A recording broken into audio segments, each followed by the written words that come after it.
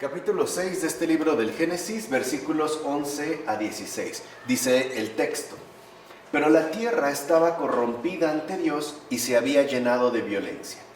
Dios miró la tierra y aquí que estaba corrompida, porque todo mortal sobre la tierra llevaba una conducta depravada. Dijo Dios a Noé: He decidido poner fin a todo mortal, porque a causa de ellos la tierra se ha llenado de violencia. Por eso voy a exterminarlos de la tierra. Hazte un arca de madera de ciprés. Harás en el arca diversos compartimentos y la embadurnarás con brea por dentro y por fuera. Así has de fabricarla. El arca tendrá 300 codos de largo, 50 codos de ancho y 30 codos de alto. Abrirás unos tragaluces a un codo del techo. Colocarás la puerta del arca en su costado y harás 3 pisos. ¿No es lo que se menciona en este pasaje famoso del arca de Noé? ¿No? De esta referencia al arca. Entonces, lo primero que aquí debemos destacar es que el arca es la cruz del Señor, en una especie de tercera dimensión. O sea, si uno ve las longitudes, ¿no?, las medidas que se dieron y las posiciones, en efecto corresponden con una cruz.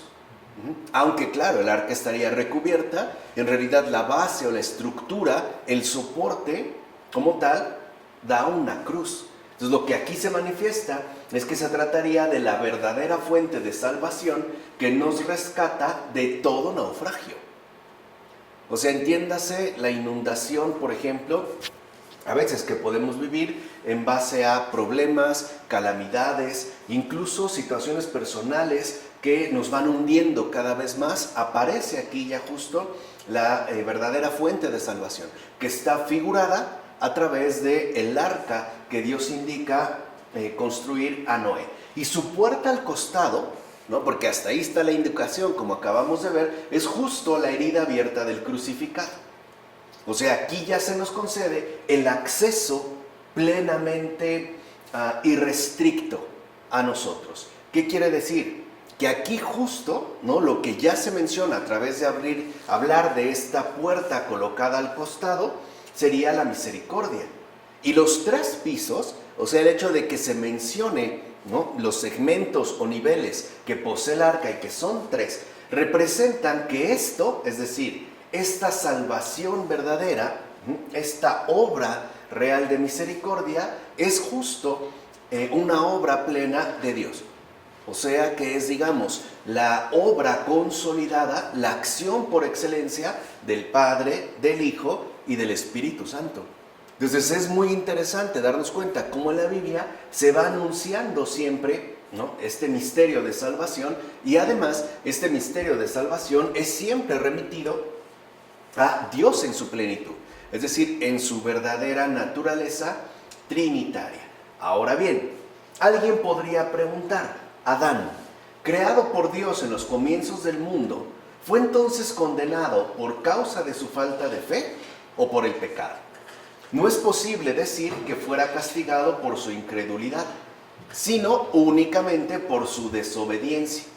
Y por su ejemplo, es decir, este ejemplo repetido, es que fueron castigados todos los demás, ¿vale? A veces aquí se atraviesa una cuestión que suele generarnos cierto ruido. Por ejemplo, hay quienes afirman: bueno, ¿qué culpa tengo yo de lo que hicieron Adán y Eva? ¿No? ¿Yo qué tengo que ver? O sea, yo ni los conocí, ¿no? O sea, ni sé de qué se trata. Parece entonces que me abarca a mí también de manera injusta. Y el problema no es que se trate de una especie de sentencia impuesta o una repetición inquebrantable. El problema es que nosotros también incurrimos en el mismo tipo de faltas. Y entonces seguimos la estela dejada por Adán y Eva. O sea, nosotros también incurrimos en los ejemplos repetidos que en su momento o desde su momento fueron castigados, ¿vale? De hecho, tampoco Caín, por ejemplo, fue condenado por su falta de fe, sino porque mató a su hermano. Así pues, lo que veo es que todo este mundo fue aniquilado por el diluvio no por falta de fe, sino porque era malo. Estaba incluso, como dicen, toda la tierra estaba finalmente corrompida, ¿no? Todo viviente en la tierra, todo ser humano, se había vuelto malvado, como menciona el pseudo Agustín en el libro sobre la vida cristiana. Entonces aquí es lo primero que debemos de darnos cuenta, ¿no? Lo que Dios verdaderamente condena es justo la maldad en la humanidad, no a la humanidad por sí misma, no a la humanidad en sí misma, sino a esta maldad que se ha apoderado por completo de la humanidad. Y al hacerlo, ha traído consigo que por esta humanidad, el mundo entero también se haya vuelto una tierra inhóspita, ¿no? Inhospitalaria, un verdadero hábitat hostil. Entonces, aquí lo que vemos es que la condena de Dios se dirige a la maldad, y evidentemente a la maldad en la humanidad. Por otra parte, también debemos comprender, ¿no?, con más detalle, el significado simbólico, espiritual, profundo, de las dimensiones del arca. No hay nada gratuito en la escritura, ni una letra, ni una palabra. O sea, todo tiene un significado simbólico que es importante captar. Si no agotar, por lo menos sí aprovechar. En efecto, en el Génesis leemos que el arca hecha por Noé tenía 300 codos de largo, 50 de ancho y 30 de alto. Fijaos, el número 50 indica la penitencia, ya que en el Salmo 50 hizo penitencia el rey David. Vean cómo hasta está, conectado con la propia forma, ¿no?, o la constitución de la escritura. O sea, en este caso el 50. El número 50 indica la penitencia, ya que en el Salmo 50 hizo penitencia el rey David. El número 300 representa el misterio de la cruz. De hecho, la letra T es el signo del número 300. Estamos hablando en este caso del hebreo. Recuerden que el hebreo, ¿no?, en cada una de sus letras también se le atribuyen una cierta referencia numérica. Dijimos que es justo, ¿no?, en lo que trata de indagar la cábala, ¿no? Por eso se dice en el libro de Ezequiel: y escribirás una T en la frente de los que gimen, y quien la llevara escrita no será pasado a cuchillo, como se menciona en el libro de Ezequiel. Y así es, ya que quien lleva en su frente la señal de la cruz no puede ser herido por el diablo. Ahora bien, el arca tenía 30 codos de altura y acababa en 1. O sea, va de 30 y finalmente termina en 1. Fijaos pues en esto. Primero hacemos penitencia en el 50. Después, por medio de la penitencia, llegamos al misterio de la cruz. Es decir, al misterio de la cruz por medio de la palabra perfecta que es Cristo. Según Lucas, cuando Jesús recibió el bautismo, tenía 30 años. Los 30 codos, como dijimos, terminan en 1. Es decir, en una sola fe en Dios. En este caso, evidentemente, en el Dios Trino, como menciona Jerónimo en su tratado sobre el Evangelio de Marcos. O sea que las propias medidas del arca no son casuales, sino que tienen un significado simbólico que es importante tener en cuenta. Además, el arca es sin duda figura de la ciudad de Dios que peregrina en este mundo. Es decir, de la iglesia que se salva por el madero en que pendió el mediador entre Dios y los seres humanos, o sea, el hombre Cristo Jesús. De hecho, las medidas de longitud, altura y anchura del arca son un símbolo del cuerpo humano, en cuya realidad vino Cristo a nosotros. En efecto, fíjense qué interesante, la longitud del cuerpo humano desde la coronilla a los pies es 6 veces la de la anchura que hay de un costado a otro, y 10 veces la altura que se mide en el costado desde la espalda al vientre. Por eso el arca se hizo con esas medidas, esto es, según la humanidad real del Salvador. O sea que se está hablando también de esta encarnación del Señor, ¿no?, en realidad humana, o sea, en nuestra propia dimensión humana. Por supuesto, la puerta en un costado del arca significa la herida que la lanza abrió al atravesar el costado del crucificado. Así pues, los que vienen a Él entran por ella, precisamente porque de ella manaron los sacramentos con los que son iniciados los creyentes. Ahora bien, el mandar construir el arca de maderos cuadrados significa la vida plenamente estable de los santos, ya que el cuadrado, en cualquier parte que lo vuelvas, siempre permanece estable. Dicho en una palabra, todas las cosas que se hacen notar en la estructura del arca son signos de las realidades futuras de la iglesia, como menciona Agustín en La ciudad de Dios.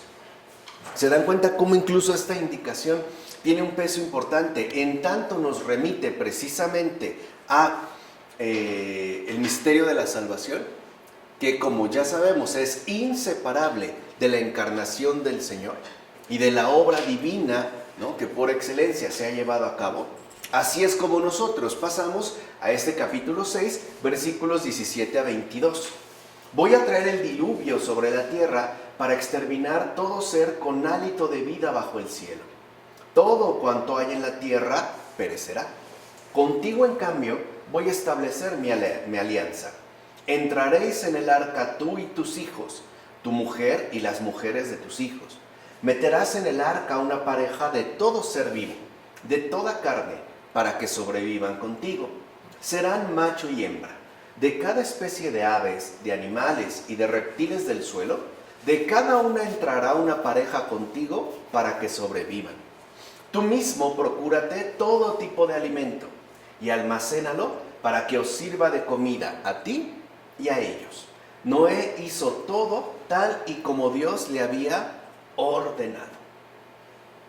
La decisión de Dios de exterminar todo cuanto hay sobre la tierra tiene un trasfondo sumamente relevante.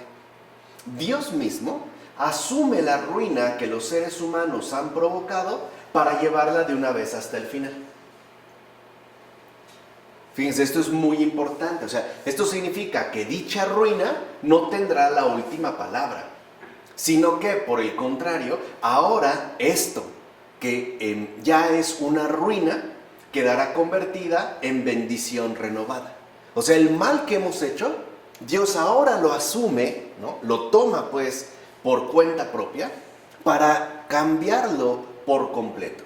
De tal manera que esta ruina no termine finalmente en una destrucción total, sino que se transforme en una bendición renovada.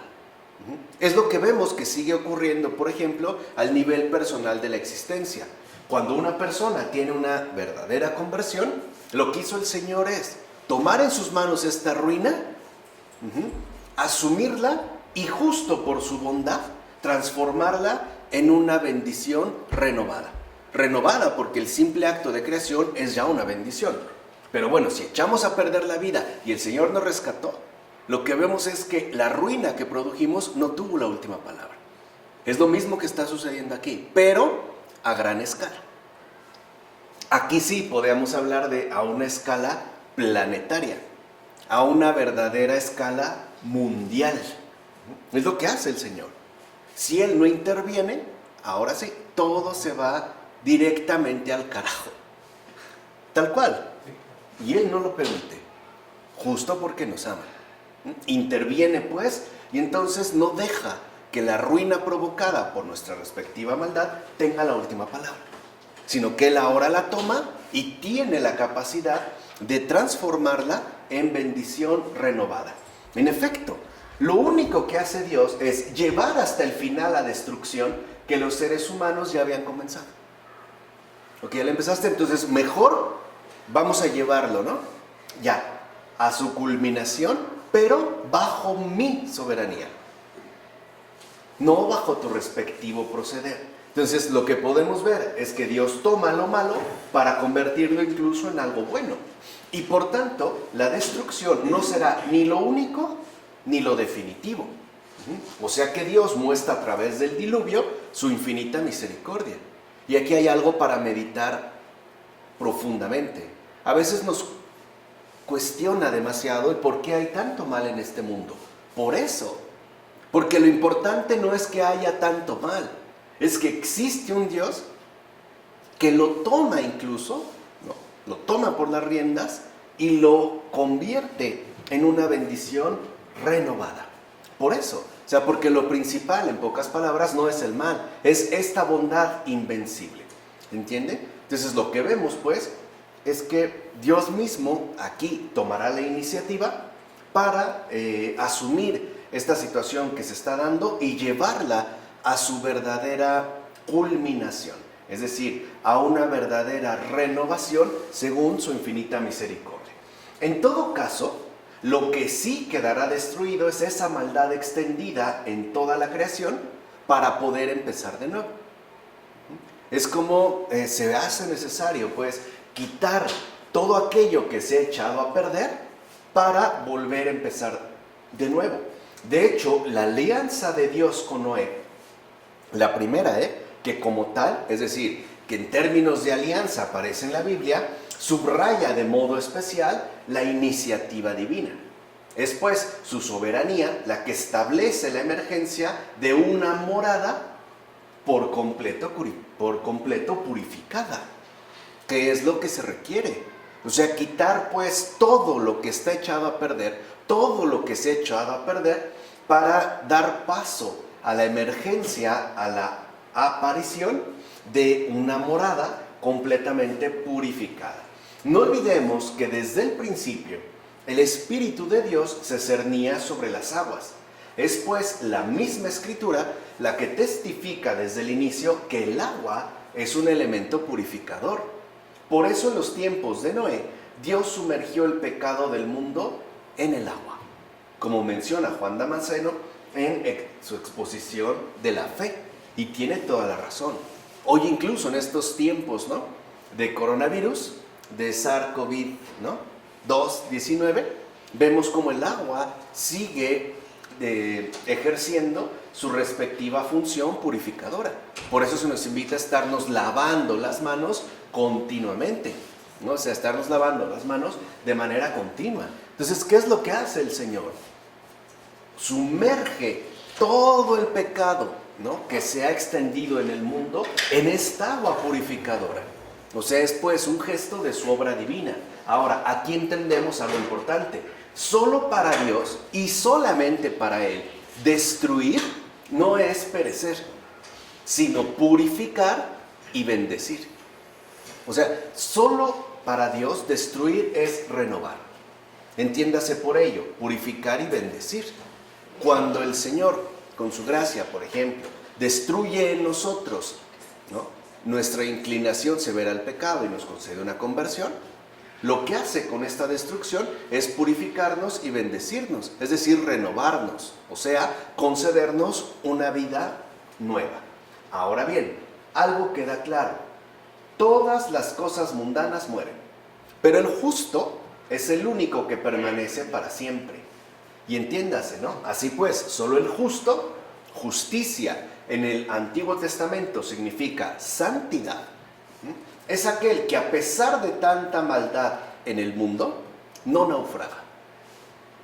De hecho, solo el justo es el heredero de la gracia divina, es decir, el poseedor de la herencia celestial, la vida.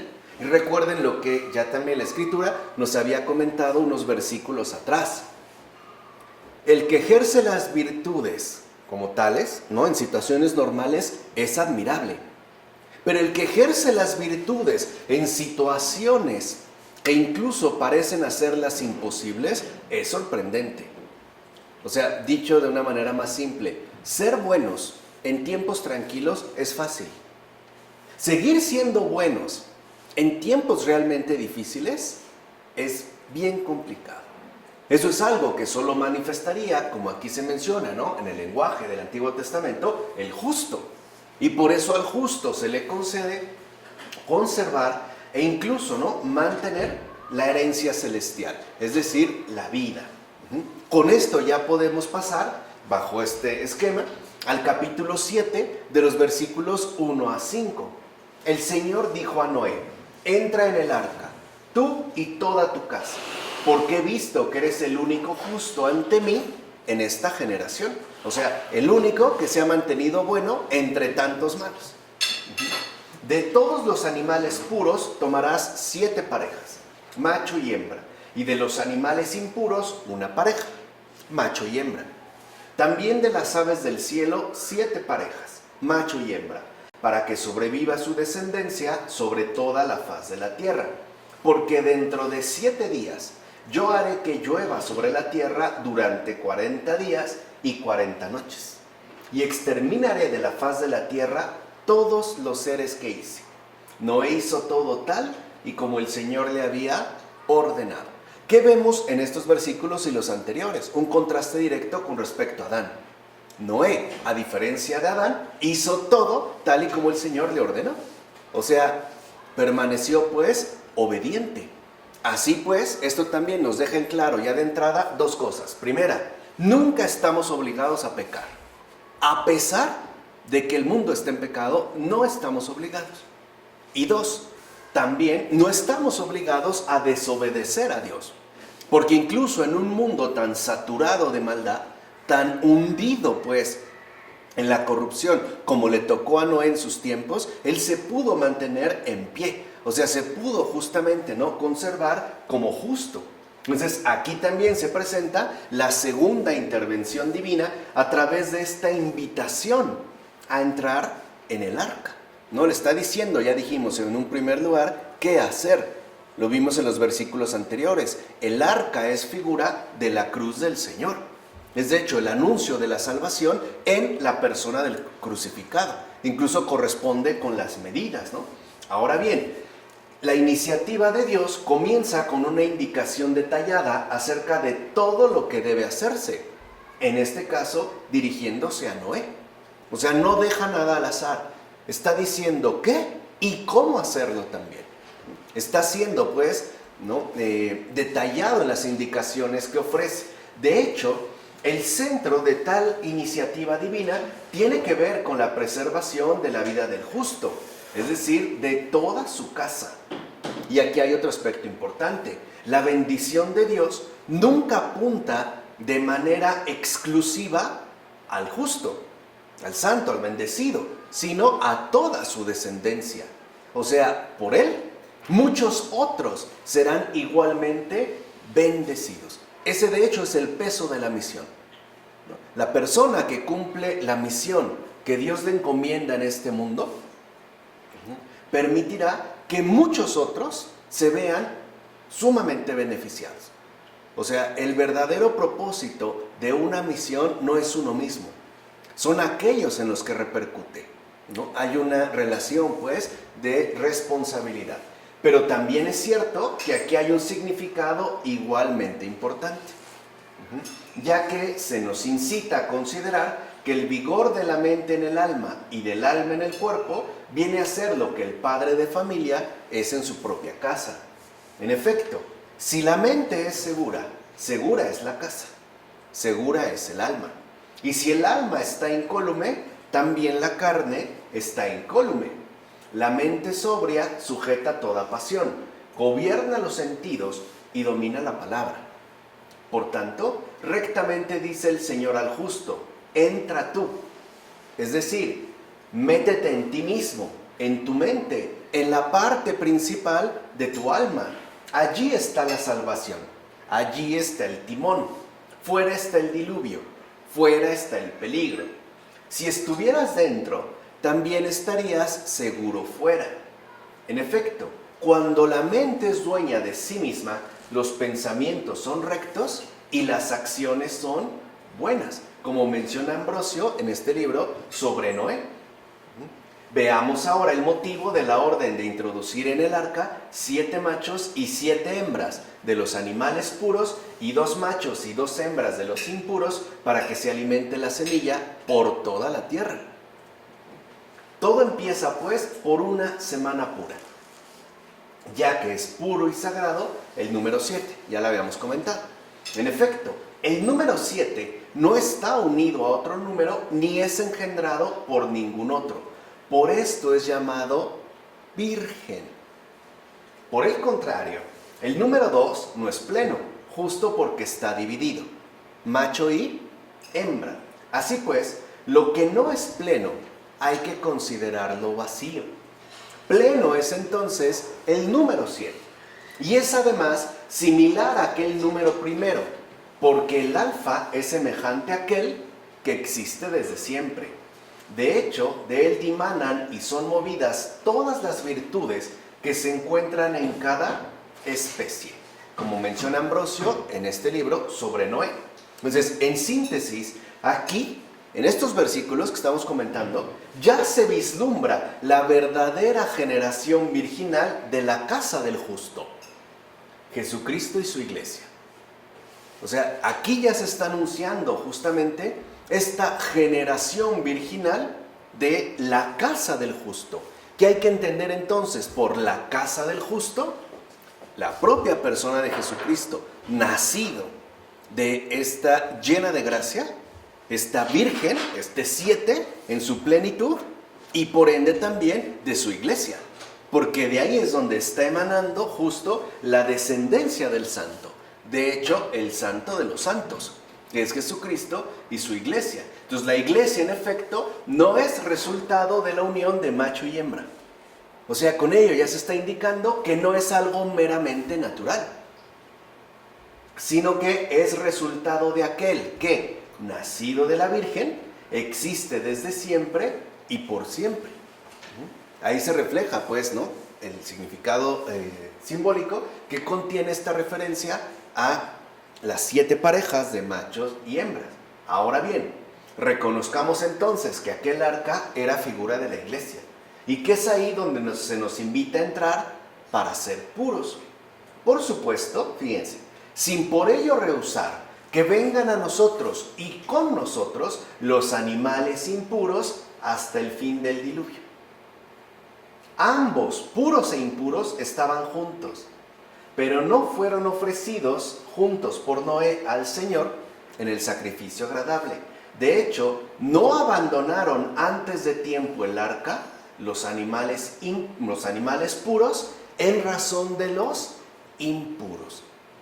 Y esto es muy importante, como menciona Agustín en sus cartas. Entonces lo que vemos es que esta figura bíblica anuncia que los impuros tienen que estar también en la iglesia. Los no santos, si quieren, los cuestionables, etc. Y esto por razón de misericordia, por tolerancia divina, no por corrupción de la doctrina o relajación de la disciplina.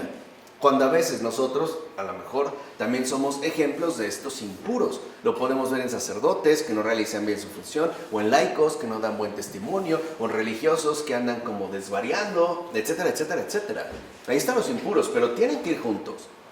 Y esto es por misericordia. En realidad, lo que no convenía era que los animales impuros entraran en cualquier parte. Esto sí no. Por ejemplo, desbaratando la estructura del arca, pues esta tiene que permanecer intacta. Por eso todos entran por la única y misma puerta hecha por el artífice, como menciona Agustín en La Fe y las Obras.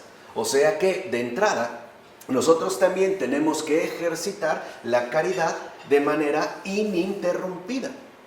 Y no tenemos, digamos, la capacidad suficiente para poder establecer una línea tan tajante entre los puros y los impuros.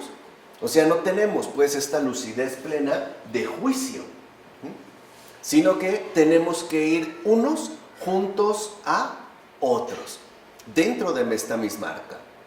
Ya sea, dijimos, por misericordia, o ya sea también por un ejercicio de caridad. Por último, démonos cuenta que a través de la construcción del arca, ¿no?, se indica por Dios, asimismo se concedió tiempo para el arrepentimiento a los demás seres humanos. Lamentablemente, estos no temieron ni se arrepintieron, cosa que también ya había ocurrido en una ocasión anterior. Lo vimos ya en el Génesis. En efecto, incluso después de que Noé y toda carne subieran al arca, Dios alargó 7 días el viento amenazante. No 7 minutos, no 7 segundos, 7 días. O sea, les dio el tiempo suficiente, ¿no?, un tiempo de gracia pleno para que se arrepintieran y entraran. Y la puerta del arca quedó incluso abierta para todos ellos. Lo curioso era que los leones no recordaran su anterior entorno, ni ningún otro género de animal se enfrentara a su rival. Sin embargo, los hijos de esa generación, aun viendo lo que pasaba tanto fuera como dentro del arca, recuerden, la puerta está abierta, no renunciaron a sus malvadas acciones, como menciona Efrén de Nisibi en su comentario sobre el Génesis. Entonces, con esto aprendemos que Dios nunca nos toma por sorpresa en sus justos procederes, ya que por el contrario, siempre nos da tiempo y avisos para el arrepentimiento y la conversión. Siempre. Incluso cuando Jesús dice, ¿no?, que el reino de los cielos, pues, es como, da estos ejemplos y nos invita a la vigilancia, porque no sabemos el día ni el momento, ¿no? El Señor llegará como un ladrón. Esto ya es una advertencia, ya es una referencia, o sea, nos está diciendo que estemos atentos, ¿no? Nos da, pues, también este espacio, ¿no?, y este tiempo que necesitamos para el arrepentimiento y la conversión. Por eso aquí ya vemos en esta secuencia lo que se va a comentar en este capítulo 7 de los versículos 6 a 9. Noé tenía 600 años cuando cayó el diluvio sobre la tierra. Noé, por causa de las aguas del diluvio, entró en el arca, y con él sus hijos, su mujer y las mujeres de sus hijos. De los animales puros y de los impuros, de las aves y de todo lo que repta sobre la tierra, entraron con Noé en el arca por parejas, macho y hembra, como Dios había ordenado a Noé. Veamos. Noé prefigura a Cristo, y la madera del arca expresa la cruz que nos lleva a la salvación entre tantos peligros. Por eso les decía, el problema no es que haya tantos peligros. La cuestión es que siempre contamos con esta salvación que nos pone a salvo de estas amenazas, por muy graves que sean. En efecto, Cristo estaba prefigurado en Noé, lo mismo que el arca figuraba el universo entero. Todos los animales estaban encerrados en el arca, precisamente porque eran significación de todas las naciones, como menciona Agustín en su tratado sobre el Evangelio de Juan. O sea que ahí, en el arca, están llamadas a ingresar todas las naciones, o sea, todos los pueblos, todos. No hay como una línea marcada para decir, este no. Y aquí lo que se refleja también es esta plenitud, digamos, de ingreso, es decir, esta universalidad del arca, o sea, la catolicidad. O sea, se está hablando pues de la Iglesia Católica, bajo estos referentes. La salvación de Cristo es en efecto universal, es decir, católica. Y por eso, de ahí, lleva su nombre la Iglesia Católica. En tanto fuente de salvación para todas las naciones, de Él. No es que la Iglesia se esfuerce en alcanzar una universalidad forzosa, no. Es que es la descendencia de Cristo. Y por ende también es justo salvación del mundo entero. De hecho, como dijera San Agustín, solo escapan del diluvio los que entran en el arca. Solo ellos escapan del diluvio. Dijimos, la puerta está ¿qué? Abierta. Como menciona en este tratado sobre el Evangelio de Juan. Ahora bien, en el arca se encontraba Noé con sus hijos, por un lado, y su mujer con las mujeres de sus hijos, por el otro. En efecto, por más que el arca era una sola y la puerta estaba cerrada, las conductas de sus respectivos integrantes estaban convenientemente establecidas.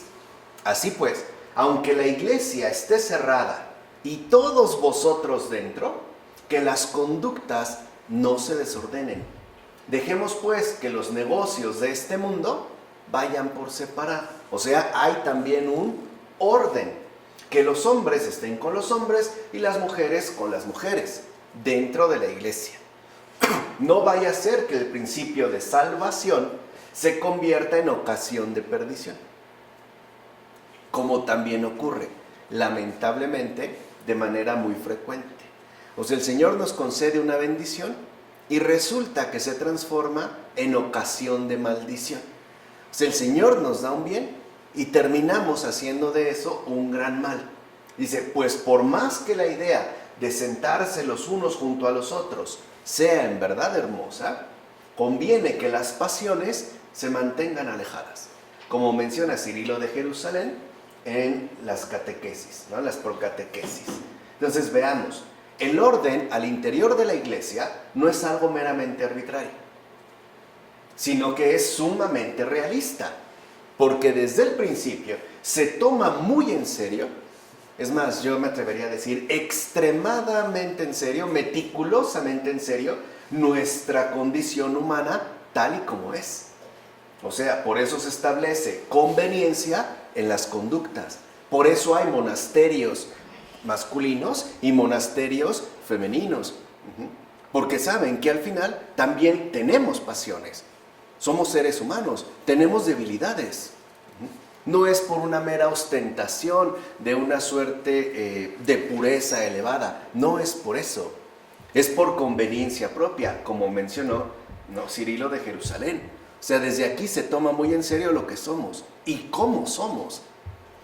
¿En qué pues nos hemos convertido? ¿Cuáles son ciertamente nuestros aspectos destacables, pero también cuáles son, digamos, esos aspectos detestables que también se pueden dar? Por eso es tan importante la conveniencia en las conductas, y seamos sinceros, no solo al interior de la iglesia, incluso en los ámbitos domésticos, hacia afuera. ¿Por qué llegará un momento en el que a lo mejor el papá no se baña con su hija a los 15 o 18 años? ¿Por qué si cuando tiene 6 meses, 1 año o 3, por ejemplo? ¿Qué sucede ahí? O sea, no es que se dé una mera imposición. Es que hay algo que a nosotros, ¿no?, nos mantiene como alerta y nos revela lo que realmente somos, aun cuando quizá no lo tengamos plenamente claro. Así pasamos al capítulo 7, de los versículos 10 a 16. Al cabo de una semana, las aguas del diluvio cayeron sobre la tierra. ¿Se dan cuenta cómo en una semana hizo toda la creación? Y también en una semana, después de una semana, al cabo de una semana, vino el diluvio. En el año 600 de la vida de Noé, el segundo mes, el día 17 del mes, ese día irrumpieron todas las fuentes del abismo y se abrieron las compuertas del cielo. Otro detalle, no se trató de un evento cualquiera. Por eso está detallado. El segundo mes, el día 17 del mes, ese día. O sea, se trata de algo memorable. No es cualquier cosa. Estuvo lloviendo sobre la tierra 40 días y 40 noches. En aquel mismo día entraron en el arca Noé y sus hijos Sem, Cam y Jafet, su mujer y las 3 mujeres de sus hijos, ellos y los animales de cada especie, toda clase de ganado, de reptiles que se mueven por la tierra y de aves, todos los pájaros y los seres alados. Entraron con Noé en el arca parejas de todos los seres vivos, e iban llegando macho y hembra de todos ellos y entraron, tal y como Dios se lo había ordenado a Noé. Y el Señor cerró la puerta tras él. Entonces, para empezar, aquí se deja en claro lo siguiente. Solo Dios es quien cierra la puerta al arca. O sea, no compete al ser humano el hecho de dejar fuera a los demás. Porque nosotros también hemos sido invitados a entrar. No podemos cerrar la puerta. Eso es algo que solo le compete al Señor. Además, el propio diluvio demuestra que Dios sí interviene en los asuntos terrenos.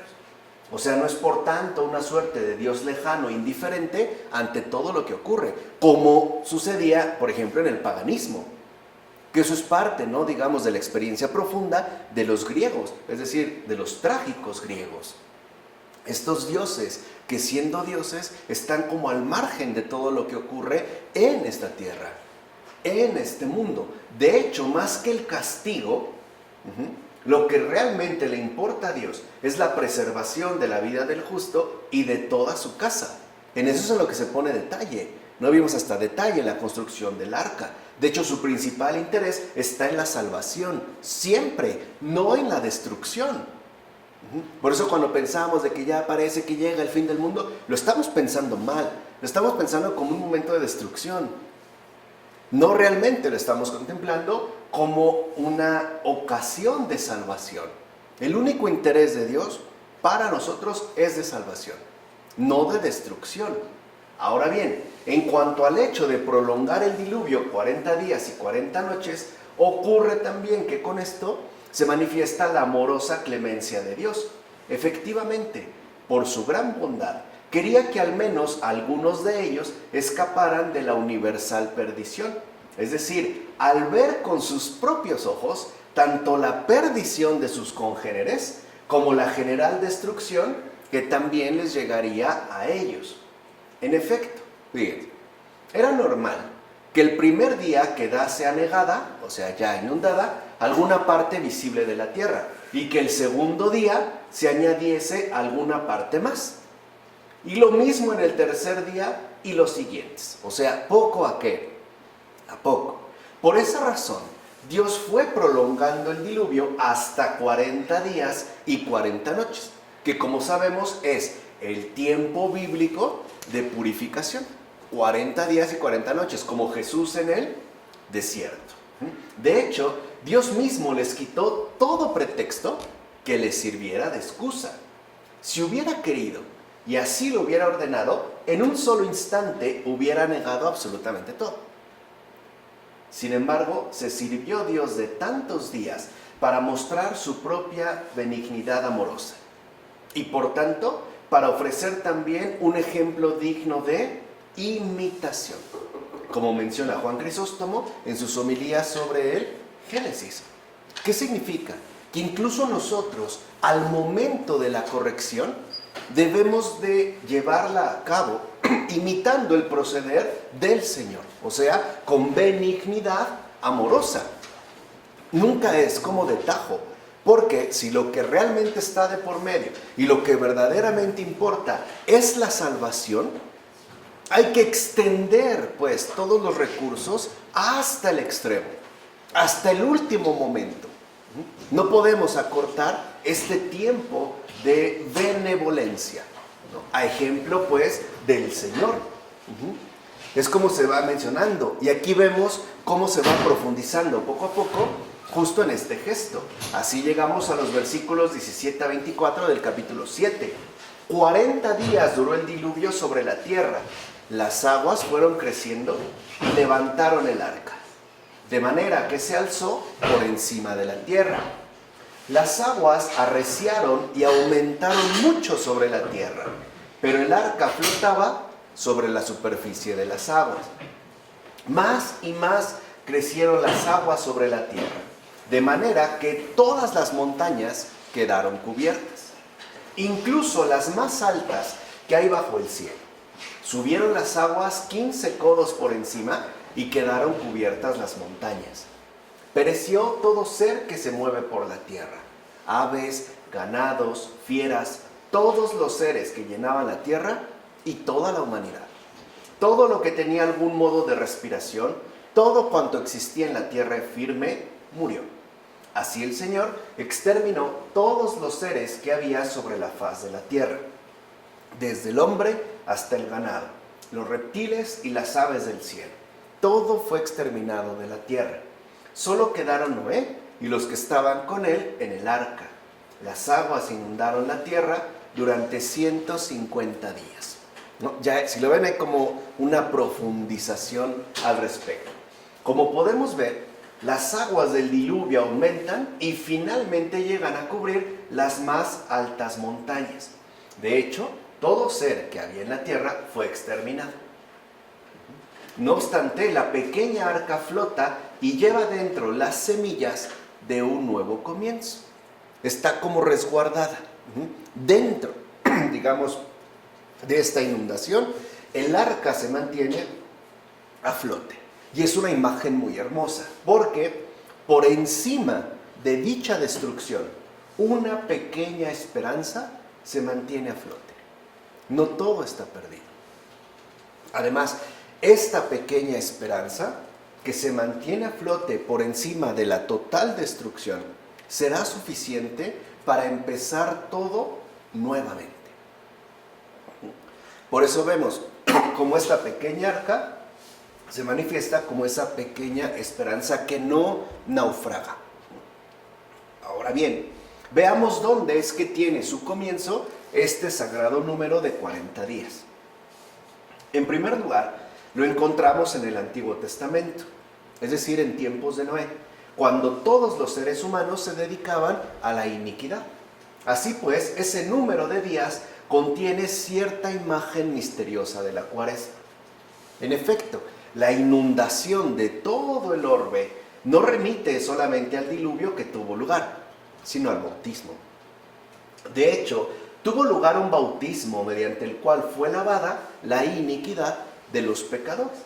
Así pues, el Señor nos concede una Cuaresma como la de aquel tiempo, precisamente para que una vez cumplido ese número de días, nos inunde la lluvia de la misericordia del cielo. Hablamos pues del diluvio del bautismo que nos inunda con la lluvia saludable para que desaparezca la iniquidad de nuestros delitos y por tanto mantengamos viva la justicia de las virtudes. Esta es la razón por la que sucedió así en tiempos de Noé. En efecto, el bautismo es un diluvio para el pecador, una consagración para el creyente fiel. En consecuencia, es mediante el lavado del Señor que se mantiene la justicia y desaparece la injusticia, como afirma Máximo de Turín. Entonces, si los vemos en este primer momento, se da un nuevo comienzo a partir de una purificación total. Pero para nosotros, esa lluvia que llega, ese diluvio, ya no es un agua de destrucción.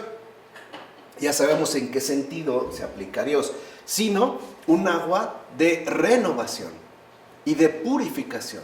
Ahora sí, para estar en condiciones de quedar plenamente inmersos dentro de esta bondad derramada, ¿no? Cierto es que todos, aves, ganados, reptiles, fieras y el resto de la humanidad perecieron, pero el justo se había salvado, él y todos los que le acompañaban en el arca, como menciona Juan Crisóstomo en sus homilías sobre el Génesis. Entonces podemos decir que solo la cima del cielo es la única que quedó sin cubrir por el diluvio.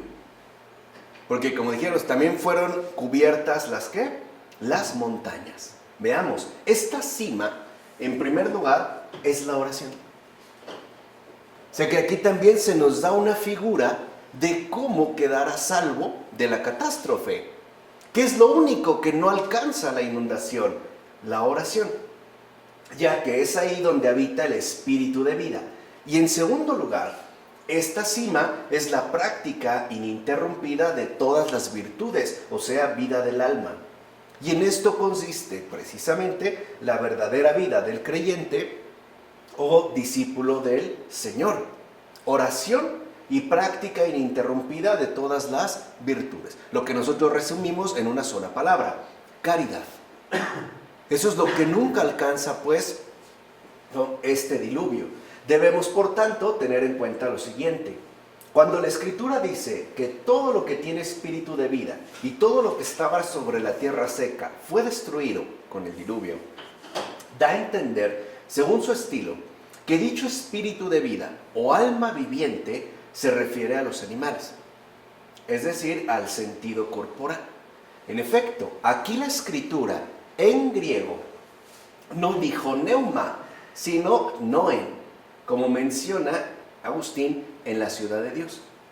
Y este matiz es muy importante, ya que se hace referencia a todo aquello que no guarda relación con la dimensión espiritual.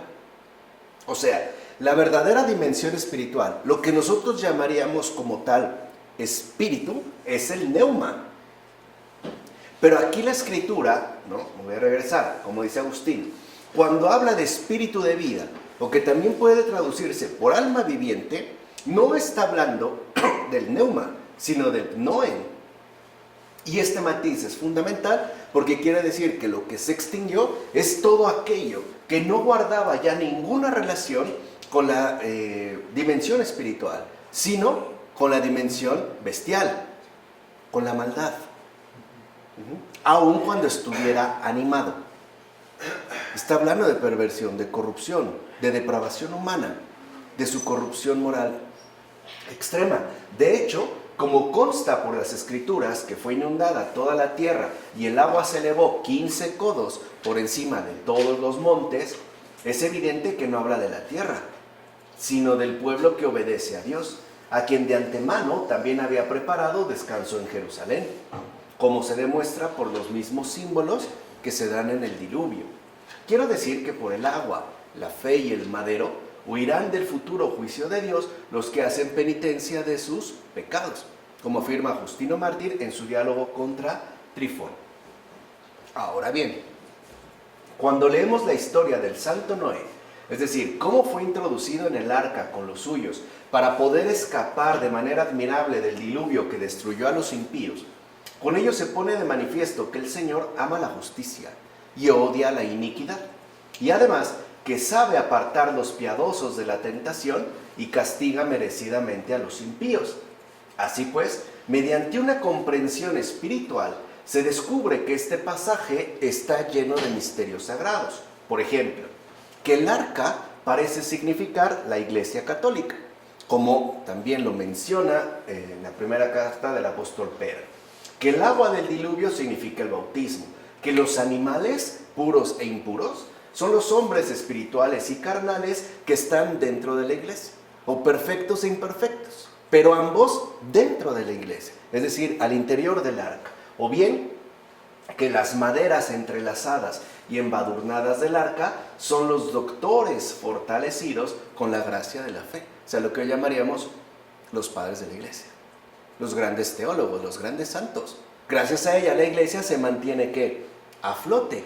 De hecho, hay una especie de diluvio ininterrumpido hasta el último momento. Pero esta pequeña arca, esta pequeña esperanza que no naufraga, triunfará.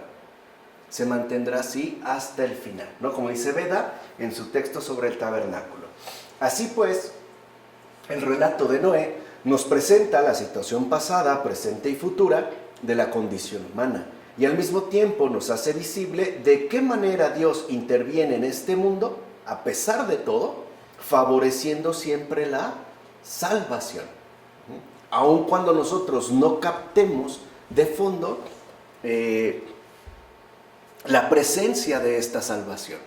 Pero ese es, digamos, el único objetivo que Dios tiene presente al momento de intervenir en este mundo a favor nuestro. Y siempre, repito, a nuestro favor. Así pues, vamos ya a iniciar el capítulo 8, en los versículos 1 a 5. Entonces Dios se acordó de Noé y de todos los animales y ganados que estaban con él en el arca.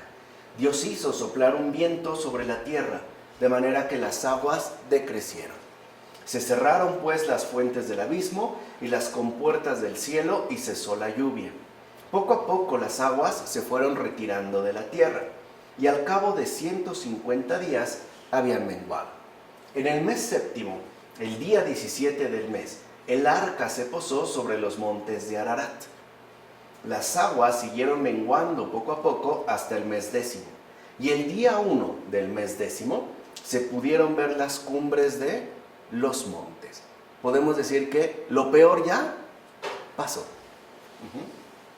Y de entrada, esto nos trae a la memoria ese otro momento en el que Dios se acordó de su alianza con Abraham, Isaac y Jacob. Es decir, cuando los hebreos estaban hundidos en Egipto. Así pues, en estos versículos del Génesis se nos da un preludio sumamente importante para ir captando de mejor manera la acción salvífica de Dios. Ahora bien, la referencia a los montes Ararat significa lo siguiente. Antiguamente, esa era la referencia geográfica de las montañas más altas de la tierra. O sea, cuando se quería hablar de las cimas más elevadas de la tierra, se referían a los montes de Ararat. En consecuencia, lo primero que ven Noé y sus acompañantes son aquello que hace referencia a lo más alto. Eso es lo primero que apareció, lo primero que literalmente se descubrió, quedó descubierto, ¿no?, al descender las aguas. O sea, ahora lo primero que ven estas semillas, ¿no?, de renovación conservadas en el agua, es todo aquello que está directamente vinculado con Dios y las realidades celestiales. O sea, que es ahí donde debemos tener siempre puesta nuestra mirada humana, hacia lo alto, ya no hacia lo inundado, sino ahora la mirada del ser humano está llamada a dirigirse siempre hacia lo alto, tener presente a Dios, vivir pues en constante contemplación. Mira entonces cómo Dios lo hace todo por amor al ser humano. En efecto, lo mismo que a la perdición de los humanos bajo el diluvio añadió además la destrucción de toda clase de seres irracionales, entiéndase con ello, pasiones nocivas, así también, queriendo mostrar su íntima y amorosa benevolencia para con el justo, ordenó que el ímpetu de las aguas cesara, y esto con el fin de poder ir poniendo poco a poco de manifiesto su amor. De hecho, en adelante, el justo podría volver a respirar un aire puro y refrescante. Quedaría pues libre de toda sofocación. En consecuencia, tras librarlo de la turbación de sus pensamientos, Dios podría sentarlo de nuevo en la calma, agraciándolo con el disfrute de la luz y la respiración del aire soplado por Dios, como menciona Juan Crisóstomo en sus homilías sobre el Génesis. Vemos aquí dos cosas. Número uno, lo que hace secar las aguas es este soplo enviado por Dios. Pero el objetivo no es secar las aguas, es dar un nuevo aliento de vida a estos que están llamados a servir como base o simiente de toda la repoblación del mundo. Quiere decir que ahora lo primero que vemos es Dios y también debe ser lo primero que respiramos. O sea, estamos llamados pues a oxigenarnos con el Espíritu que nos envía a cada momento, día con día, precisamente para que no quedar atrapados en esa sofocación insoportable que, llamamos en términos de problemas, angustias, preocupaciones, etcétera, etcétera, etcétera. Esa es la sofocación. Eso viene cuando nosotros no respiramos el aliento del Señor, su Espíritu. Porque acuérdense, el Espíritu del Señor es siempre paz y calma, como aquí se ha mencionado. Bien, los pensamientos, fíjense, en situaciones de grave tormenta, o sea, en dificultades, problemas, circunstancias inesperadas, suelen inundarnos y sofocarnos. Al grado de que hay gente que se siente ya de verdad sobrepasada. Pero Dios mismo envía su consuelo reconfortante. Es decir, ese aire que solo se respira a través de una oración llena de paciencia y confianza. De hecho, no hay mayor oración que la que se vive con paciencia y confianza. Esperar en Dios pacientemente, o sea, confiar en Él, es la mejor oración que podemos hacer. Sin alteraciones, sin sofocaciones. De hecho, como en tiempos de Noé, el viento enviado por Dios es justo el Espíritu Santo. O sea, lo que yo acababa de mencionar, lo que respiramos en la oración. Por eso la oración vivifica. Nos libra de esa grave tormenta que desatan sobre todo los propios pensamientos, como vimos ya en detalle cuando estudiamos la terapéutica de las enfermedades espirituales. En efecto, vean, el viento como tal no tenía el poder de secar el diluvio. De hecho, como el mar está continuamente agitado por los vientos, debería quedar entonces seco y vacío. Y es cierto. O sea, si fuera el mero viento, ¿no?, el que secó las aguas del diluvio, entonces el mar ya se hubiera secado. Porque se ve a su vez, ¿no?, agitado por el viento. Dice, por tanto, no hay duda que aquel diluvio ha sido detenido por la potencia invisible del Espíritu Divino.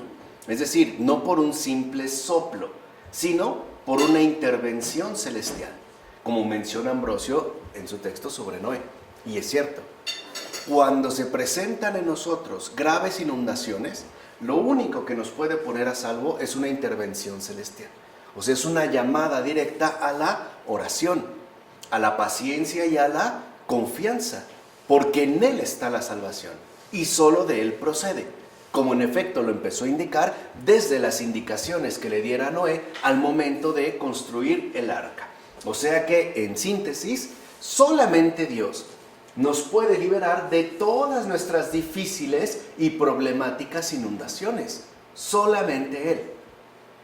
Todo lo demás naufraga. Solo Él, pues, es el Salvador. ¿Se acuerdan esa experiencia profunda que tuvo Pedro? Y que por eso no es casual que haya sido colocado como piedra de la iglesia cuando se hundió en las aguas. ¿Qué experimentó? Ahora sí lo entendemos. ¿Qué experimentó entonces Pedro? El hundimiento tal y como se dio en tiempos de Noé. O sea, la pérdida total de esta gracia, que al mismo tiempo entonces remite a la acción salvadora de Dios. ¿Se acuerdan la invocación de Pedro? Dios mío, sálvame. Y de inmediato ya estaba el brazo del Señor extendido que lo había sacado, ¿qué? Del agua. Por eso Pedro está a la cabeza. Porque precisamente la iglesia debe de estar basada en esta experiencia de salvación. En esta experiencia, pues, ¿no?, de rescate, de consuelo. Por eso Pedro es, en este caso, la piedra de la iglesia. Está basada sobre esta experiencia vital, sobre la acción salvadora de Dios. Entonces, dicho brevemente, solo Dios es capaz de ir secando poco a poco nuestro humano hundimiento. Démonos cuenta que las aguas del diluvio no desaparecen de inmediato, sino que van secándose poco a poco. Bueno, lo mismo ocurre en el alma. Puede ser que en algún momento nosotros estemos sumamente turbados o agobiados por preocupaciones y después pareciera que se va como calmando. No de inmediato, pero sí se va calmando poco a poco. Que es, digamos, la lección que se nos ofrece. Por eso se nos lleva ya, en este capítulo 8, a los versículos 6 a 12. Al cabo de 40 días, abrió Noé la ventana que había hecho en el arca y soltó un cuervo. Este estuvo yendo y viniendo hasta que se secaron las aguas sobre la tierra. Luego soltó una paloma para ver si ya habían menguado las aguas sobre la faz de la tierra. Pero la paloma, al no hallar dónde posar su pie, volvió a él, al arca, porque aún había agua sobre toda la faz de la tierra. Y él, extendiendo la mano, la recogió y la metió consigo en el arca. Esperó 7 días más y volvió a soltar a la paloma fuera del arca. Al atardecer, la paloma regresó a él y traía en su pico una rama verde de olivo. Por ello conoció Noé que las aguas habían disminuido sobre la tierra. Aún esperó otros 7 días más y soltó la paloma, que ya no volvió a él. Nos da pues una secuencia de imágenes muy particulares. El día 1 del primer mes, la tierra entonces se encontraba como el día en que fue creada, como se menciona en Génesis 1. ¿Se acuerdan de esta informidad? Por eso Noé tuvo que esperar otro mes, hasta que finalmente se secó y fue tomando forma de nuevo, como en Génesis 1, pero versículo 9. Se pasó de lo informe a la formación. Lo mismo en el caso de Noé. O sea que Dios está preparando un nuevo hábitat para Noé y para los suyos, el cual entonces ha surgido a partir de una total renovación. De hecho, es una recreación total. Ahora bien, como Noé quería conocer cómo se encontraba la superficie de la tierra una vez terminado el diluvio, soltó un cuervo que no volvió al arca. Con esto se quiere significar que aunque estemos purificados con el agua del bautismo, hay que procurar de poner el negro vestido del hombre viejo con un modo de vivir más limpio, es decir, más liberado de los deseos del mundo. Por eso lo primero que se suelta es justo el cuervo, como menciona Beda en sus homilías sobre los evangelios. Fíjense, a diferencia de la paloma, que llevó en su pico un ramo de verde olivo al volver de nuevo el arca, el cuervo, preso de su glotonería, se quedó más bien entre horrendos cadáveres y ahí permaneció. Como menciona Prudencio en sus pinturas sobre historia sagrada. En efecto, por ser una ave impura, al toparse con cadáveres de humanos y animales, halló que eran alimento apropiado para él. Así que se posó sobre ellos y ya no volvió, como menciona Juan Crisóstomo. O sea, al ver pues toda la serie de cadáveres, ahí se sintió plenamente a gusto, lo cual ya nos daba una indicación importante. Por otra parte, la tardanza del cuervo tiene que ver con lo siguiente. Como no se sabe cuándo va a llegar la última hora, alguien dirá, ya me corrijo. ¿En serio? ¿Cuándo te corregirás? ¿Cuándo te convertirás? Y contestas, mañana. ¿Te has dado cuenta cuántas veces repites mañana, mañana? En latín, cras, cras, que es como el sonido del cuervo. Te has convertido en un retorcido. Mira pues lo que te digo. Cuando conviertes tu voz en retorcida, te sobrevendrá la ruina. En verdad, estás imitando a aquel cuervo que salió del arca y no volvió. Hermano, vuelve ya a la iglesia, el arca de la salvación, como dice Agustín en sus sermones. Y es verdad, muchos salen de la iglesia para irse, ¿no? Literalmente a revolcar entre cadáveres, entre inmundicias, como esta figura del cuervo. Salió del arca, pero no volvió. Prefirió quedarse entre 1001 impurezas, entre putrefacciones, entre la fetidez del mundo, en la muerte pues, no entre cadáveres. Pues bien, la perpetua paz está representada en la rama de olivo que llevó la paloma al regresar al arca. En efecto, sabemos que el suave contacto de este aceite no se corrompe fácilmente por otro líquido extraño. Está hablando del aceite de la oliva. De hecho, el árbol de olivo es perenne y está siempre frondoso. O sea, se mantiene pues, ¿no?, firme, como menciona Agustín sobre la doctrina cristiana. Por cierto, la sinagoga no tiene este aceite. Se está hablando del judaísmo, ¿no? Precisamente porque no tiene la oliva. La sinagoga no entendió el significado de aquella paloma que llevó un ramo de olivo después del diluvio. Aquella paloma fue la que más tarde a sí mismo descendió, es decir, cuando Cristo fue bautizado y permaneció sobre él, como atestiga Juan en el Evangelio, como menciona Ambrosio en sus cartas. Así pues, la rama de olivo con hojas verdes simboliza la gracia del Espíritu Santo, la cual sobreabunda con palabras de vida y de cuya plenitud que descansa en Cristo, dice el Salmo: Dios te ha ungido, tu Dios, con óleo de alegría más que a tus compañeros. Cita el Salmo 44. Sobre este regalo concedido a los compañeros de Cristo, Juan dice: vosotros habéis recibido la unción del Santo y sabéis todas las cosas. Citando la primera carta del presbítero Juan. Mira pues con qué ejemplo más hermoso el símbolo se adecua a la realidad. En efecto, así como la paloma material llevó una rama de olivo al arca, que había sido salvada del diluvio, así el Espíritu Santo, en forma de paloma, descendió sobre el Señor cuando fue bautizado en las aguas del Jordán. Así pues, también nosotros, miembros de Cristo y de la Iglesia, somos prefigurados no solo por las personas que había en el arca, sino también por los animales que allí se encontraban, incluso por la misma manera con que el arca fue construida, una vez que hemos recibido el bautismo del agua que nos regenera. Hemos sido en efecto signados mediante la unción del Santo Crisma, es decir, por la gracia del Espíritu Santo.